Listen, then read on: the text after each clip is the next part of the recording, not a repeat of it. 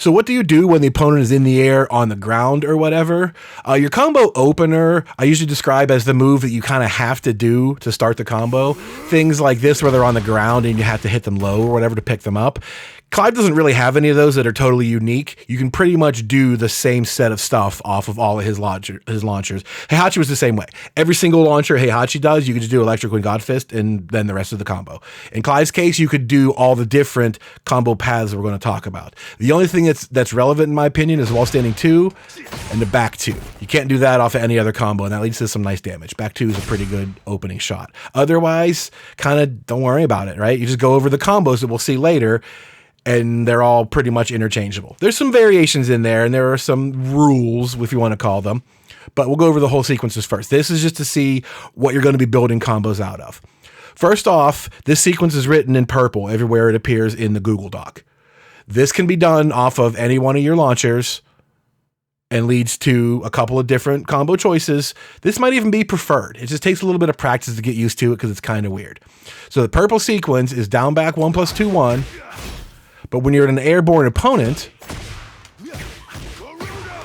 he flies up in the air with them and you press 3. You're doing updraft 3, right? You can do up and you can go into this little hop thingy.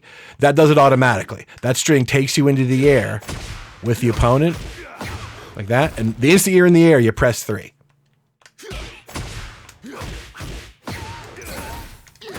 And you can dash up and do the rest of the combo. We'll talk about that later. So down, back, 1+2, 1. And then in the air, you press 3. There's a just frame on that. If you hit the 3 just at the peak, you get like 1 bonus damage, but it's not something you got to worry about. That's a pretty universal combo starter. You could do that off of everything and then do the dash up the rest of your combo from there. There's one easy, there's one super duper hard mode, and there's something you can do differently in heat. That's kind of all you need. But other than that, you could do some variety of combos, different paths, different things, and we'll talk about those strings and what they do. There's 3 kind of opening strings that I want to mention. They are forward 2, 1. You could do down, forward 1, 4, does the exact same damage. Or you could do a down 1 into a while standing 4. Do not mash that 4. If you mash that 4, you get the Phoenix shift. So do not mash it. Down 1 and then while standing 4. That's the third one. Now the third one does the best damage, but it leads to some paths that do not work against female characters. You have to use the other 2, forward 2, 1, or down, forward 1, 4 to do the path. However, you've got a couple of launchers like this one where down, forward 1, 4 is not an option. So there's some caveats in there. We'll talk about that more later on. But those 3 choices you could pretty much use for most of your launchers. Down 1 while standing 4 works off every launcher. But if you're fighting a female, you got to change the path. That's it. Or Leroy or Lee, whatever characters have small hitboxes. I don't know what they are. But that's kind of it. The purple sequence you're going to use a lot. And then one of those 3 other launchers. And then it leads you into a different tornado. That's kind of all you need to know. Back 2 and down, forward 1, 2. They both cause the spinny thing. The aerial spin, whatever that's called. They both do that, but you're pretty much only going to see those towards the end of combos, at the very, very end of it, because they're relatively slow. But those are going to show up too. As far as your tornado goes, there's a couple of things. Again, first up, we talked about the purple sequence is the string that automatically puts you in the air. The red sequence, as it's written all throughout the Google Doc, you do the same string, but you press 2, 2. That causes your tornado. The double slam to the ground is your tornado. So that's written in red everywhere. You're going to use one of your opening strings and then use that as your tornado. However, if you did the purple starter, for example, you got to dash up, then you would do this one. And here's the purple sequence. 3.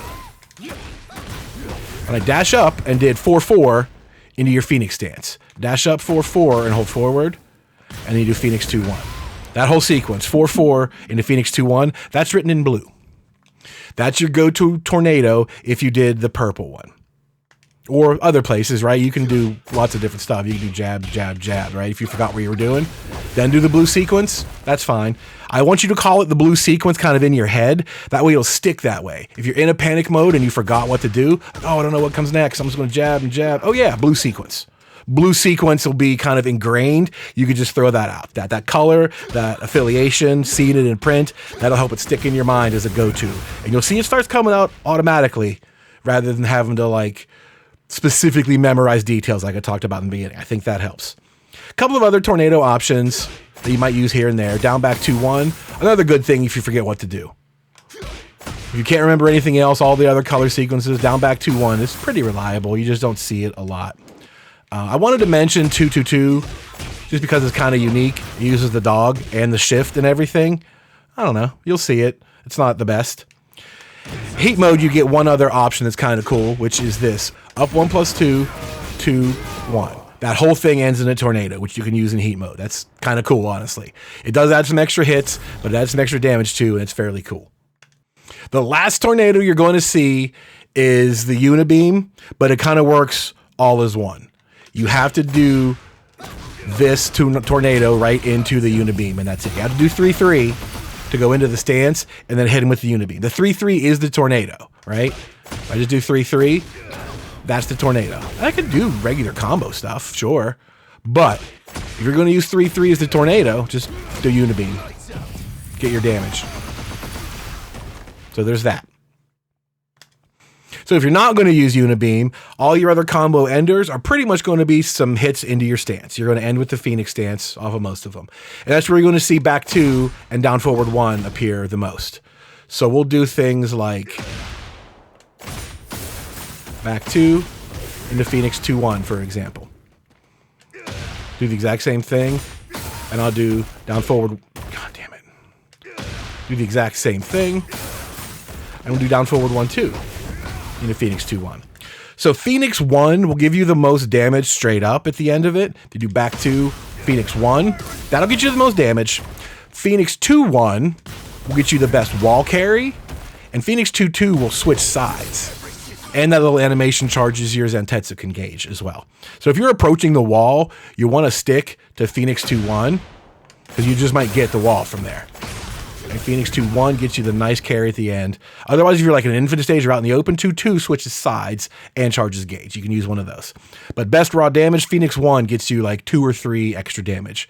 You can do whatever you want. It really doesn't make a huge amount of difference, whatever the situation calls for. But that's what you do post tornado. That's at the end of your combo. Either back 2 or down forward 1-2. They're pretty interchangeable. Do one of those things into your Phoenix Ender and you're good. And the last thing to talk about is Zentetsuken. 1 + 4, this unique sword attack that he does. Once it charges up to level 2 or better, you can see it's just a dumb sword. But once it's level 2, it becomes a super. So then you could do things like an entire combo, for example.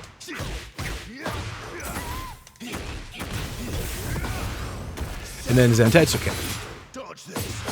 And once it's level 2, it turns into that super with the follow-up animation there. 71 damage is pretty comparable. Once it's level 2, that's going to do about the same damage as the rest of your combo enders. It only goes up from there. Just to show you the real lesson here. But we'll do it with a level 5 Zentetsuken ender.